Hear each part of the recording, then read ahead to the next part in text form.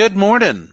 As I said yesterday, one of the great joys of emceeing the Connections Conference is the caliber of people you get to introduce. You know, if somebody was writing a book and they wanted to include an ethicist in the book, they would imagine someone with just incredible credentials, like a distinguished chair of multiple organizations. And the person should have written a book and be editor in chief of some magazine and do chapters and articles and all the rest. And if you're writing a book, you could come up with a really snazzy name like Warrior Queen or something like that. And of course, you know, you'd probably have to change your mind though, because you want to make sure your readers actually believe what you're writing, and that say no such person could actually exist in the real world. Well, my good friend Larry Bond likes to say the principal difference between fiction and nonfiction is fiction has to be plausible. Reality doesn't, you know. And we really do have such a great speaker with us today. Dr. Sharon French really is a distinguished chair of ethics, not for one university, but for two, for both the Command and General Staff College and Case Western Reserve. She's the editor-in-chief of an international journal on ethics, which even better. She's the published author, The Code of the Warrior. What a great title for a book. Code of the Warrior. One more time, I'd hold it up, but you know. And many chapters, scholarly articles, and all this she applies to helping the Army and the U.S. military be more effective in the conduct of war, ethical leadership, and ethical command, climate. How do we get people like this? I'm just so honored and privileged to introduce Dr. Sharon French. Ma'am, over to you. That was an incredibly kind introduction. Thank you so much.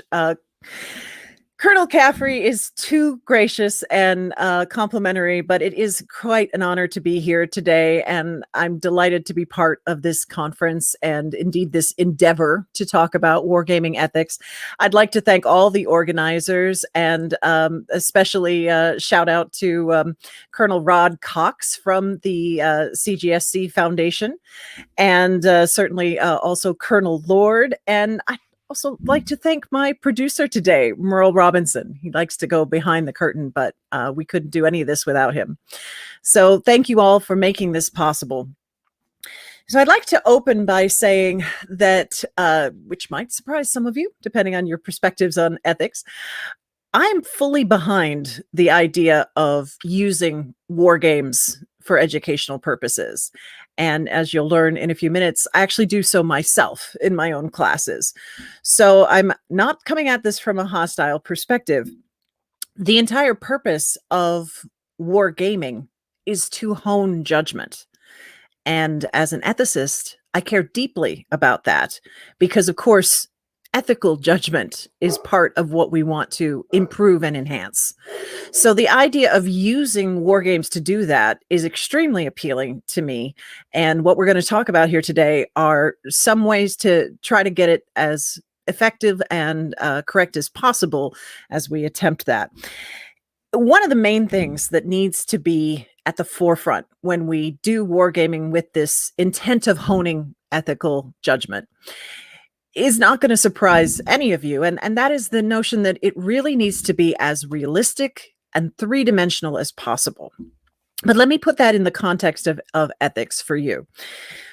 Having taught applied ethics, and in particular military ethics, for longer than I'd like to admit, decades, one of the things that has frequently become clear to me is that it's essential to make your students, particularly if they are inexperienced and they have not themselves been in these kind of situations, to make them recognize something that's extremely uncomfortable. And that is the notion that they would genuinely be tempted to do something that is perhaps unethical or obviously unethical or shockingly unethical. Now, it sounds strange, again, for an ethicist to say, I want my students to recognize that they might do something horrible. But in fact, that is really at the core of ethical judgment, because you have to begin by knowing that you, being human, being fallible, are at risk. And just to give you a clear example, when I would teach my midshipmen back when I taught at the U.S. Naval Academy, and many of them were inexperienced. We did have some that were prior enlisted who came with a different perspective, but the majority of them were straight out of high school or NAPS. And I would ask them perhaps an obvious question, something just like, would you ever shoot an unarmed prisoner that you had taken? Now, these are smart students. They wouldn't be there if they weren't. And so, of course, the immediate answer that they give without even thinking is, no, ma'am. Of course I would not do that. No chance. Of course not. And that's fundamentally unhelpful, because if they are just so confident that, oh, no, I would never do such a thing, they're not thinking deeply about it. And they're definitely not engaging with the questions of why they actually shouldn't do that and why it matters and what's at stake. So what I would often do is paint as rich a picture as I could do with words, with videos, when I could with fantastic guest speakers who had, again, lived some of these experiences, to try to make them realize that there could be a world where they would actually want to do that. So even to oversimplify, to give the case that I was just using, you would say something like, well, suppose you put yourself in the position where you have been leading a platoon and a sniper has been picking you off one by one. And when you finally confront that person who has obliterated the majority of your unit, they very smugly surrender, as if to say, what are you going to do now? Are you honestly going to tell me that you wouldn't be tempted to kill them? And once you get them there, then you can have a meaningful conversation about why, even when every fiber of your being is saying, oh, I want to punish this person, why you can't and why it matters. And war games can help create that kind of all around experience, again, artificially in a safe environment, that will allow them to at least confront this reality that is so important to their ethical judgment. I also used to give an example. I mentioned the guest speakers I was able to get at the Naval Academy being part of my course. That was absolutely essential. One of them used something that I'd like to give as an example, because it sets up the game that I use in my course even today. The game I use frequently in my war and morality course at Case Western Reserve University, just part of our MA program in military ethics. One of these guest speakers, Bob Perano, his call sign was Sprout, I remember. He used to do a wonderful bait and switch with my students at the Naval Academy. And Bob used to show some videos of things blowing up. And of course, as most people would react to these kind of videos, there were cheers and excitement would build as he would show different things blowing up. And then he would start to build the context, and he would say that, this is, a bridge that I exploded. Or he would start to ask the midshipmen questions like, hey, did you see a secondary explosion when I hit that building? Why do you think that happened? And they'd get drawn in and they'd say things like, oh, yes, there must have been some munitions that were inside that building. And so when you hit it, it blew up twice. Like, yes, good. Okay. So he had them completely drawn in. And then he would show them a video that was actual footage from a mission that he had been on in Afghanistan, and where he saw through a lens that was showing him just the infrared images. And he would point to the infrared images on the screen that the students were looking at. And he would say, what's that? They go, oh, that's a building on fire. What's that? And then in the same tone, he said, and what's that one moving around over there? And they would say, oh, I'm not sure, that's almost, and you could almost hear the pin dropping or the penny dropping in their minds. And then he would change his tone and he would say, that is a human being writhing in agony, dying in fire because of what I did. And I have to live with that every day. And then he would have his conversation with them about when and why these types of actions were taken. And he had every ounce of their attention. Now, some people think that kind of bait and switch is cruel, or some kind of psychological manipulation. Well, it is a form of manipulation, but I do, again, think it's an essential one when you are trying to get people to genuinely engage with ethical issues. And so the game that I use in my course that I mentioned, the War and Morality course, is one that was designed by a British strategic theorist, Dr. Jonathan Flint, to do that kind of bait and switch with the students. The beginning part of the game sets up a kind of a humanitarian intervention scenario. And initially, the students are pretty relaxed, even though there's time pressure and there's a lot of details that they're not used to dealing with. They're still fairly calm about how things are proceeding. And you can tell they have that same confidence as the midshipmen who are watching Sprout's videos, or the ones who would answer so quickly, oh, no, ma'am, I would never do that. So they've got that same kind of confidence in the beginning. And they lay out all of the steps that they're going to take with the units that they have available to try to take some vulnerable people out of a dangerous area where they're potentially going to be victims of genocide. And so they have that all laid out. But there's a part 2 to the game.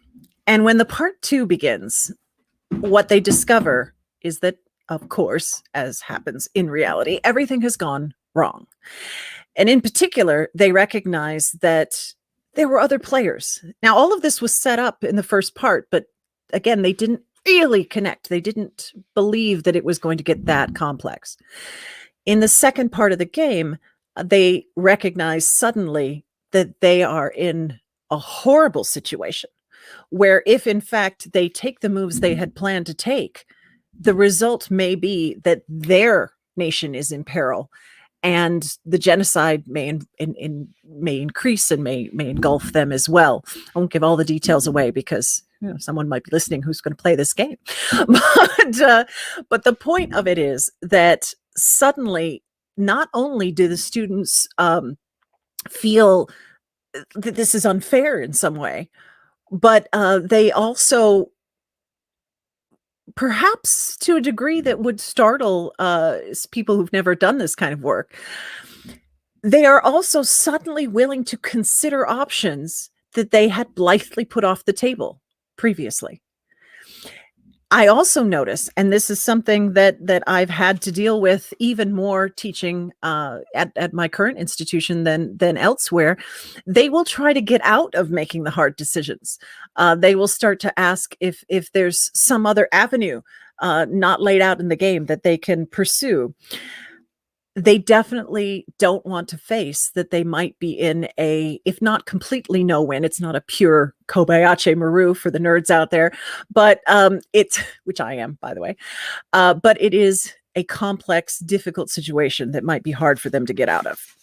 The point is that the discussion you are then able to have with them and the bonding that actually occurs within the class after doing a game like that is so valuable.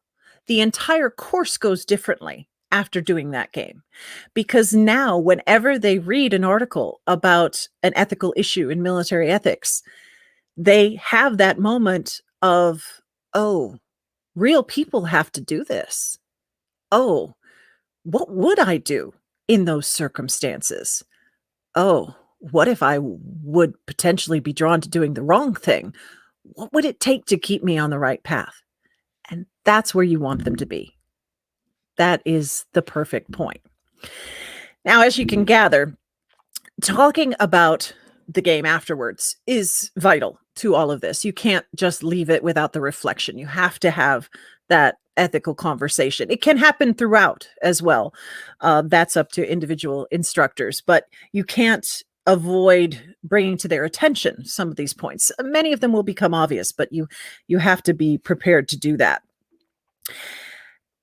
And it's important that, to the degree that you can, you create a certain amount of stress and pressure as they're doing the game. It will never, of course, come close to the reality, but having them recognize that there are tremendously high stakes and that the results that they're talking about are often immediate and either long-lasting or, of course, permanent in cases of life or death. The other thing that's so essential, and this is where I want to talk about another game that I recently learned about, is that they need to recognize that in this context of military ethics, of wargaming with this ethical component, we are not living in a realm of anything goes. And in fact, we know from the millennia-old just war tradition that anything goes, all holds are barred, no holes are barred, rather, gloves off, actually not only doesn't work, but its effects are bad for everyone involved, for the perpetrators, for the victims, and for the nations. And in fact, that they do not produce long-term strategic benefits. The effects of doing the wrong thing in war are exceptionally brutal. And it is important that the students recognize that through the game.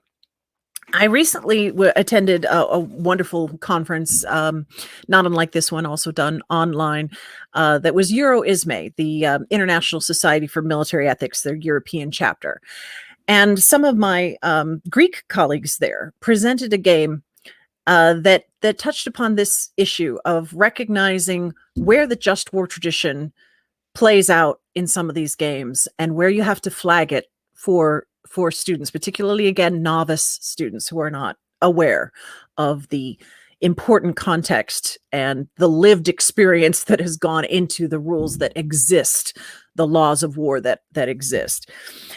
Demetrius Lapasa and his colleagues were explaining this game at the EuroISME conference, and they talked about how they presented it with pretty green cadets, inexperienced students, and the aim of the cadet side of the game was to protect a VIP in a war zone from being killed by insurgents, and there were others playing the insurgents. So they had the classic blue team, red team kind of approach.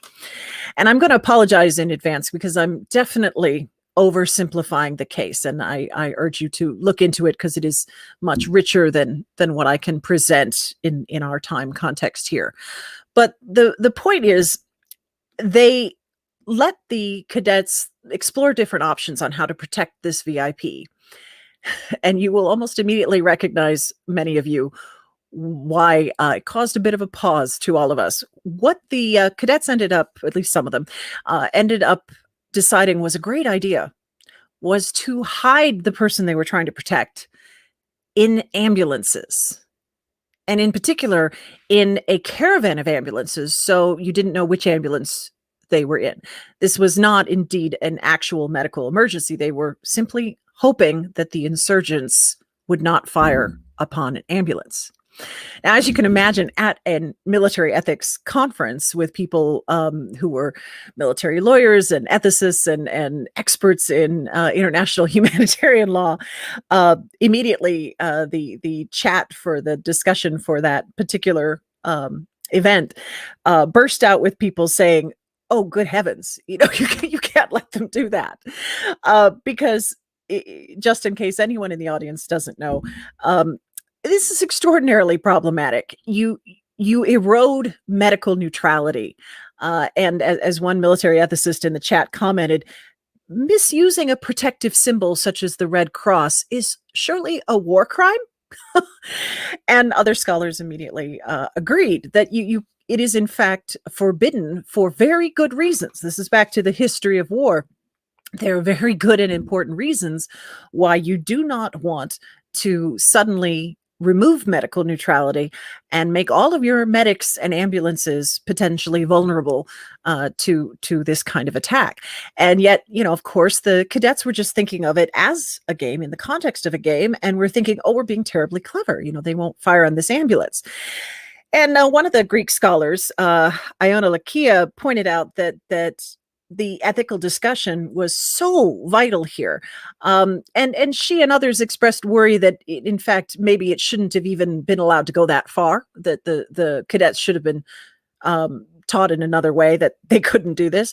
But that a perfect game would actually have had the iterations built in for the cadets to rather brutally experience what would happen if they crossed those kind of lines. So this would be complex, but doable. Ideally, you would want them to then, had they made that choice, have it play out so that suddenly all of their medics and all of their ambulances are targeted. Suddenly they are losing allies because they are breaking treaties and they are breaking conventions. And all of those norms and long established rules of war that they have violated, that were there for a reason, the consequences of breaking those then play out in real time in the game, for them to recognize, oh, maybe saving that one person with this move that destroys this rather important grounded principle isn't worth it. So, that is the kind of breakdown that you want to have happen in this kind of a game. And the more that you can get iterations into a game, the more complexity that you can do, the closer it is to the painful reality, the better you will have the opportunities to do the kind of discussions that you need. You need your students to recognize that while a game is just a game and no one is actually hurt or killed, you don't want to practice it in a way that is normalizing something that they cannot, in fact, do in real life. The weight of the decisions that they are ultimately going to make, particularly if you are using it for training people who will be in those leadership roles, is so high. The weight is so intense that you must make sure that the game brings that home to them. And it is a wonderful opportunity to do that. So I use games in my classes. I recommend others to do that. It is one of many tools and methods, but there's great value in helping students to viscerally feel, even in that safe artificial setting, the personal and the moral peril that they may experience, because their humility that you may be able to target through that experience, their sense of, oh gosh, maybe I'm not always going to be doing the right thing. Maybe I'm not always the person I want to be. How do I protect myself from slipping across those lines? That place is where you need them to get. Then they are open for ethical education. And that is the goal. So thank you for having these conversations about wargaming ethics. And I'm happy to discuss any of this with those of you in the Q&A. But thank you so much.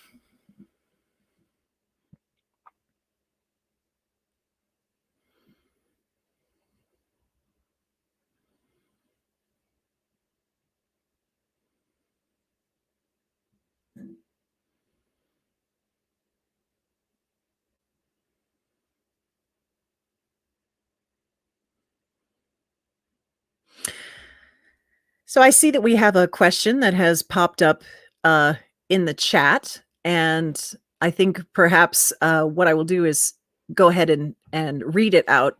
As you know, we can design games to examine ethical issues. Do we do enough, however, to integrate ethical and IHL concerns into our standard kinetic war games? Should this sort of ethical element be more mainstream in PME wargame design and execution? Well, it perhaps won't surprise you, given what I do for a living, that I will say, yes, there should be more. And in particular, as the example showed with the Greek game, where the cadets tried to use the ambulances in this illegal way, that having students not see the consequences of some of these actions within the game itself, I actually do think is dangerous. And the reason I say that is the word that I used earlier. You could accidentally normalize it for them. Particularly if you are dealing with those who are inexperienced, they are looking to, in some ways, the game, the context, all of that, to tell them where the boundaries are. And so to have the boundaries misplaced even in the game with no consequences is very problematic. Now, I noticed the follow-on question, which is very relevant, is have you ever primed a player to commit a war crime in a game to create an opportunity for informative discussion? In a sense, yes. I would say that in the game that I described that I use in my class, there is an opportunity for the then panicked students to try to get out of the difficult situation that they're in, using weapons that they should not use, including, for example, chemical weapons. Now, we put that in there in part to see if, again, they've been paying attention in class up till then, and if they recognize that, hey, wait a minute, this is a trick. I should not use chemical weapons. But what's interesting is you do find that some of them will say, well, I didn't have a choice. That was the best weapon for this situation, and I had to go ahead and use it. And then you are again at that perfect precipice point to have that conversation to say, all right, well, what were the stakes and what did you think pushed you to that edge? And do you genuinely want to get rid of that barrier against chemical weapons for these kind of situations?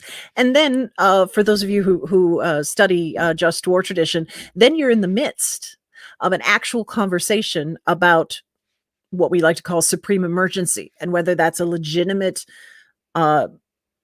get out of jail free opportunity or not. So you can have the conversation that military ethicists and legal scholars have about, is there ever a circumstance where you temporarily set these rules aside because the threat is absolutely existential, that your entire population is about to be killed and so forth? Is there ever a point where you say, I must cross these lines? And you can have that conversation. And that, I would say, is an area, by the way, where there is some disagreement. I personally am no fan of supreme emergency, and I think the rules always exist.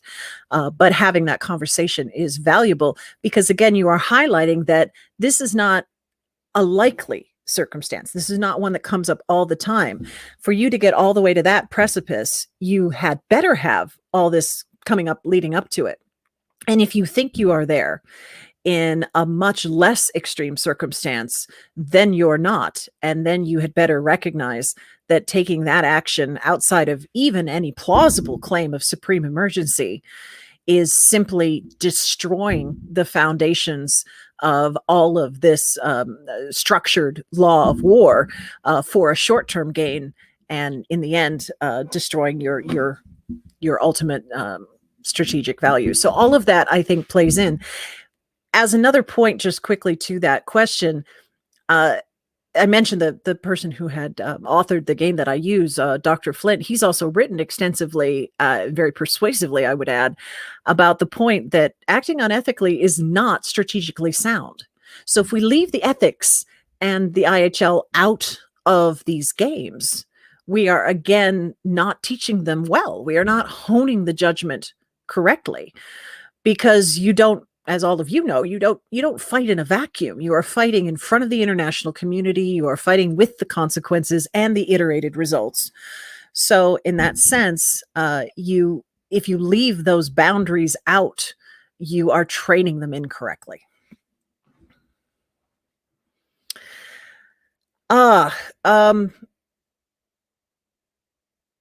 So should we train Should we train against red cell forces that act in an unethical manner? That I do think is valuable. And forgive my it's not actually very colorful, but my mildly colorful language when I say you need sneaky bastards. Uh, there's more colorful ways to say that.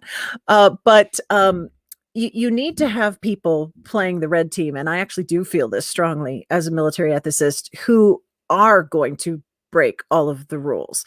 Now, there should be consequences for them as well, because again, you want to point out how that plays out.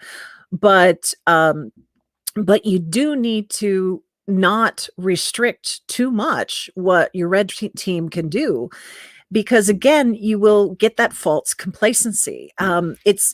It's very worrisome to me, and I do work with DARPA and other organizations that are creating new systems for the future, and it always worries me if I get the impression that that some of the training doesn't include people who are clever enough on the red team side, because if you don't have that, first, you're going to build systems that are not going to anticipate what a smart person would do to fool or undermine them. And that's a waste of time, because you're then going to have to roll back in and do, after the fact fixes as soon as the people that you're using these systems against, that you're deploying them against, start to see them in action. They will recognize the vulnerabilities and they will strike on them. So the more that you can do that ahead of time, obviously that's valuable. But in the training context, it is as well, because you don't want, the ideal is you don't want these students who are going to end up being leaders to confront that for the first time in the field. If you can have them confront it even artificially beforehand and think about what they would do, and also talk and think about why they can't use the enemy's behavior as an excuse to let go all of their standards and discipline, then that is, again, a very valuable conversation.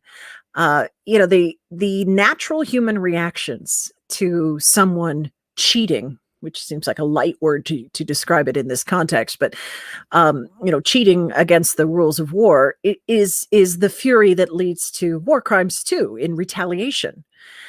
And you have to get in front of that by saying, when they use a child to do a suicide bombing against you, when they trick you into approaching what appears to be a pregnant woman in distress, and then it turns out to be an attack, when these things are done to you, there may be a natural reaction where you want to say, well, I'm not going to even try to protect civilians anymore. They just kill them all and let God sort them out. You have to recognize that natural reaction so you can get ahead of it and say, wait a minute, if I do that, I'm first of all just surrendering all of my values to my enemy. I'm letting them set the bar. I'm saying that I don't have any core values or anything that I do just because I consider it to be the right thing to do. I'm only responsive. I'm just responding to whatever they do. And that's worrisome on any number of levels, including the ethical level. But you're also, again, setting up these cascades of other consequences that will happen if we throw these rules out the window. And we have seen those lived out in human experience. So we don't have to guess at the horror that can happen once you throw those rules out the window. But you do have to have that conversation from the place of what might they do and how might it make you feel, and how do you instill a disciplined way with standards, respond to those tactics in a way that gives you the continued advantage and doesn't let the insurgency dictate every one of your moves. So all of that is incredibly important and valuable in a meaningful game. And to leave it out is, I think, actually irresponsible.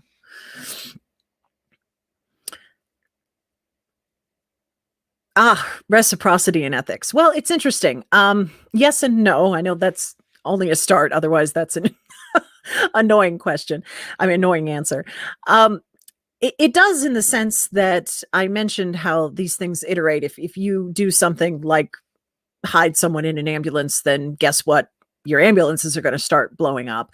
That is a sense of tit for tat reciprocity. And certainly our ongoing relationships with people, with nations, do show that reciprocity plays an important role, because we recognize that if we act a certain way, we have either established a moral high ground or surrendered it, and we have to work with whatever relationship we have built, and that's a sense of reciprocity and building those experiences, like a ongoing prisoner's dilemma kind of experience, or game theory plays into this a bit. But the large no part of that answer is that at the end, and certainly this is true with military ethics, as I was suggesting in my previous answer, you can't simply have all of your ethics depend on how the other person acts. If we think of that on a personal level, you can immediately see what's wrong with that. So if every time you interacted with someone, your ethics were up for grabs, you would just respond to how they acted, then wouldn't anyone describe you as just some kind of moral chameleon? You have no core, you have no compass, you have no actual values that you're upholding.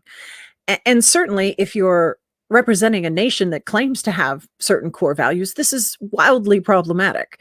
But it's also just on a personal level. When we look at the effects of the kind of moral injury that some troops experience, the kind of PTS or PTSD that can happen in war, it almost always traces back to that core sense of betrayal, of having betrayed core values.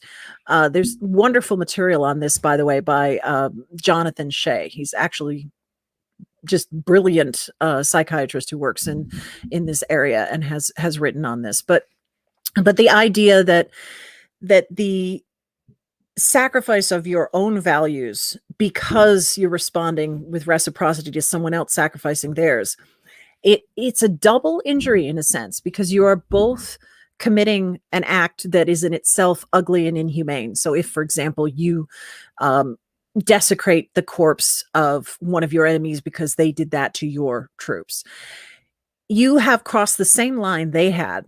But remember, when they crossed it, you were horrified. So again, the psychology plays out that after a little bit, maybe immediately, maybe later, you become horrified with yourself. You can no longer distinguish yourself from the enemy that you hated just a moment ago.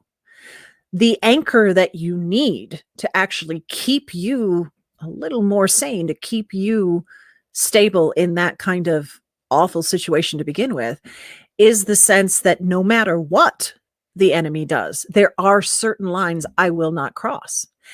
And of course, when we're talking about military ethics, we're talking about people who have already committed to the notion that they are willing to die for certain values, that they are willing to die to be loyal and to be there for the person next to them.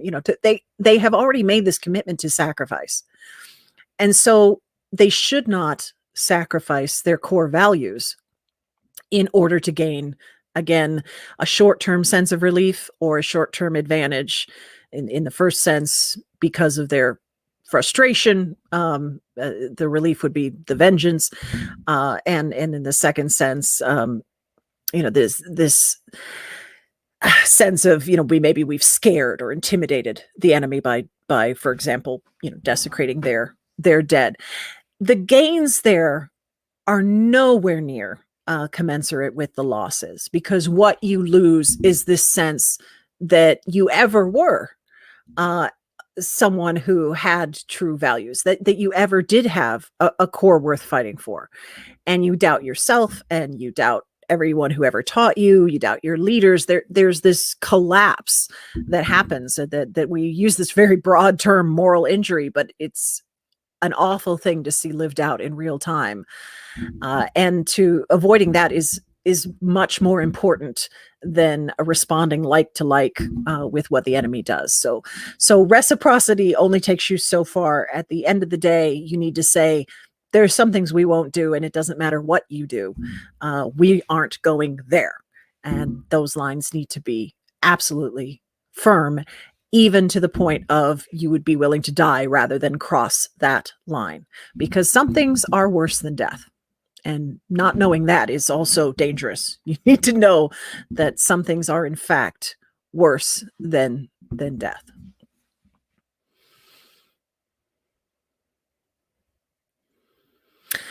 Well, so we have a question about, have you faced the ethical concern of using nuclear weapons, particularly low yield? I actually haven't dealt directly with the nuclear weapon question. I can take a stab at it, but that's not one that I've, for example, written on. So I always put a bit of a caveat that there's more thought and reflection that I need to do around that.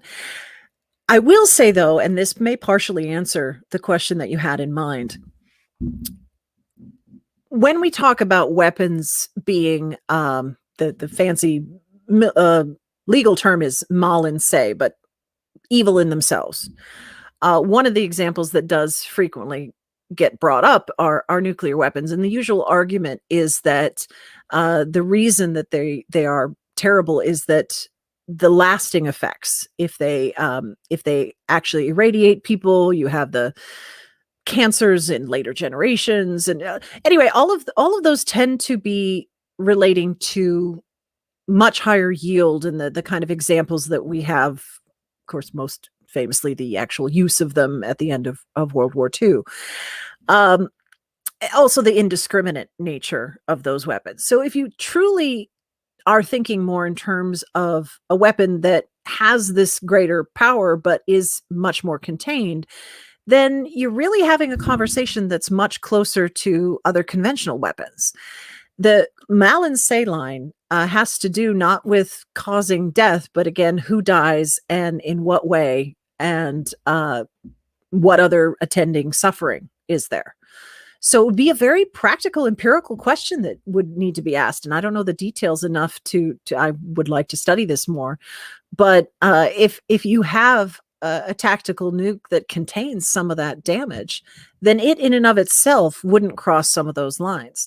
And in fact, some conventional weapons would, if used in certain contexts. So I guess I'm getting at the point that it's infrequently, not never, but it's infrequently the case that a general category of weaponry is always going to be off the table. It's about how they're used and what effects they have. So if some of those ill effects are contained in certain ways, then the weapon itself isn't bad. For example, the ones that we have banned, things like chemical weapons, which I mentioned earlier, one of the problems with that is the inability to contain them. That there's both the horror of the actual suffering that they cause for those who actually are the victims of those weapons, but then there's also the sense that you can't be discriminate, you can't target it, and it's in fact in some cases also even going to blow back on your own troops. But there's a collection of qualities that certain weapons have that put them off the table. But at the end of the day, what we really focus on are those points I raised, that who is targeted and how do they suffer. And that's what matters more than the actual nature of the weapon itself.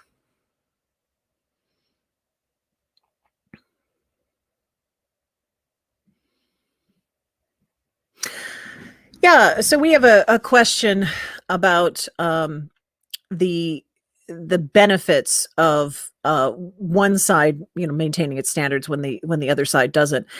And we definitely talk about that in all of my classes. I would argue, certainly throughout the military ethics MA program, we have to get into that quite a lot. And the point you often need to make is that the atrocities that are committed on one side, when those moral standards are not maintained by a particular group, they have, I mentioned iterative effects, they have generational effects even. If you look at some of the most extended conflicts on this planet, one of the saddest elements of them is that because atrocities have been committed on, in many cases, for both sides, You have hatreds that span generations, and you cannot even work towards peace. You can't work towards negotiation because of these breaches that were so extreme of these basic norms. When you've thrown so much of that out the window, being able to actually even see the enemy as a fellow human with whom you can negotiate is really problematic. I had the opportunity to work with a colleague of mine who very interdisciplinary. He does psychology and not neuropsychology. Sorry. He does neuroethics, which is a new field in many ways. And he does imagery with fMRI machines and so forth, named Anthony I. Jack. And he and I worked on the issue together of dehumanization in war. And one of the things that came through that research, some of which was very empirical research, is the really lasting, and again, sometimes through generations, damage that can occur when atrocities are committed, of dehumanizing one side or the other, and how hard and difficult it is to work back from having dug that hole. So, part of what the students need to learn and need to have that conversation around is, again, this question of what have you really gained? That there is such a loss there when you cross some of those lines, that ever being able to retain or regain rather a level of moral high ground in order to negotiate from, having done that is really difficult. And I will admit that we get into some really sticky stuff around how the US has stumbled at times in our history, and we have paid dearly for those errors. If you look at Abu Ghraib and ongoing situations with Guantanamo, and some would include the use of the nuclear weapons at the end of World War II, and that others would not. The actions taken in Vietnam, the My Lai massacre, and cases like that, these resonate through decades, through the ages, and they come up when you are talking about trying to establish new agreements, new partnerships. You have to re-examine them every single time. You have created a rod for your own back when you do that. And the question again becomes, how could that possibly be worth it? What have you gained that could make it worth it to have taken on, to dug yourself such a hole with that unethical behavior?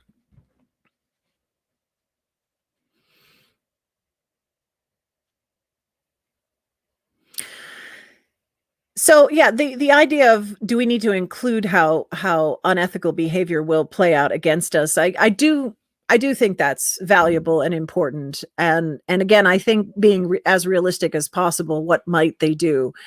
The realism has to work both ways, though. You don't want to accidentally create, again, just demons on the other side that go beyond even what they would realistically do in a particular scenario.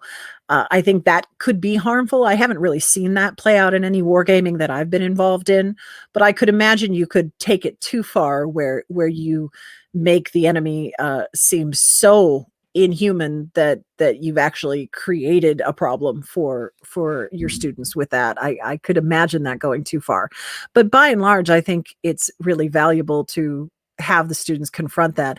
I also think, returning to the core message of my talk, it really is most important that you create scenarios where the students themselves could, maybe sympathize is the wrong word, but can imagine themselves tempted to do the wrong thing. I really think that's important. And we use this, by the way, in other forms of ethics. This is not just in military ethics. This is done in any kind of applied ethics.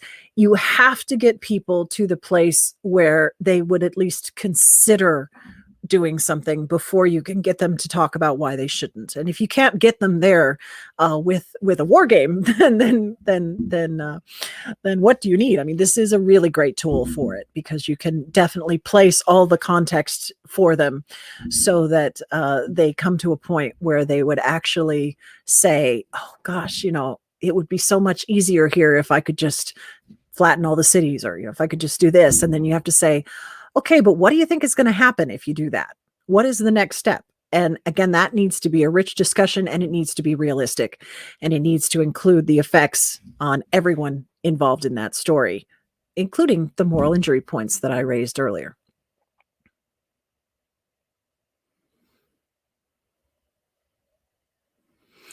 Oh, I love this question because I wrestle with this myself.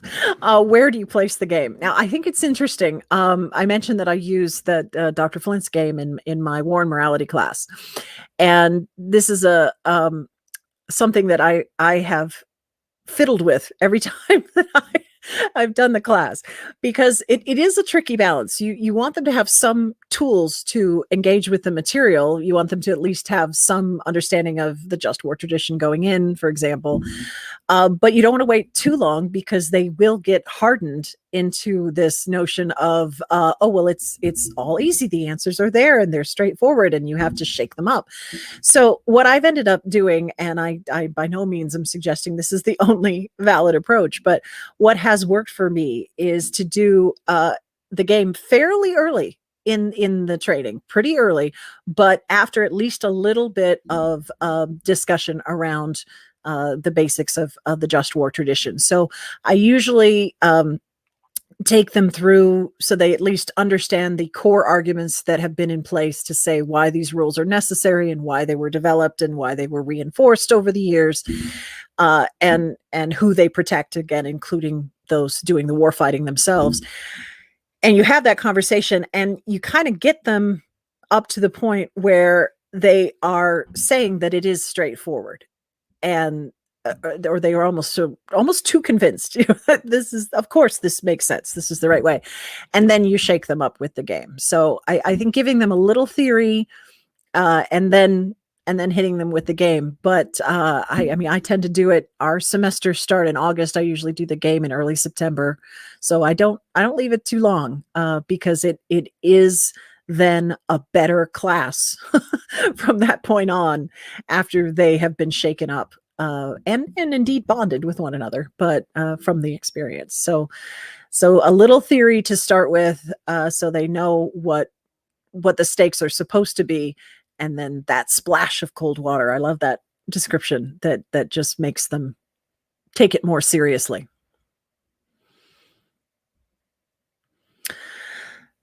Okay, I love this question too, because this comes up a lot. The laws of war have indeed evolved to some degree, and I will say, when this is going to sound terribly optimistic, but we need a little optimism, particularly those of us who work in grim subjects like war. I do actually count on that as a certain amount of moral progress that humans have made in recognizing what is and isn't acceptable in war. I'm very pleased, for example, that we have given up on the old principles of siege warfare that used to say that you did have to offer for the town to surrender, but if they refused a certain number of offerings of surrender, then once you finally did successfully breach the town after a long siege, the understanding was you were effectively allowed to do whatever you wanted to the civilians within the town, which is horrifying.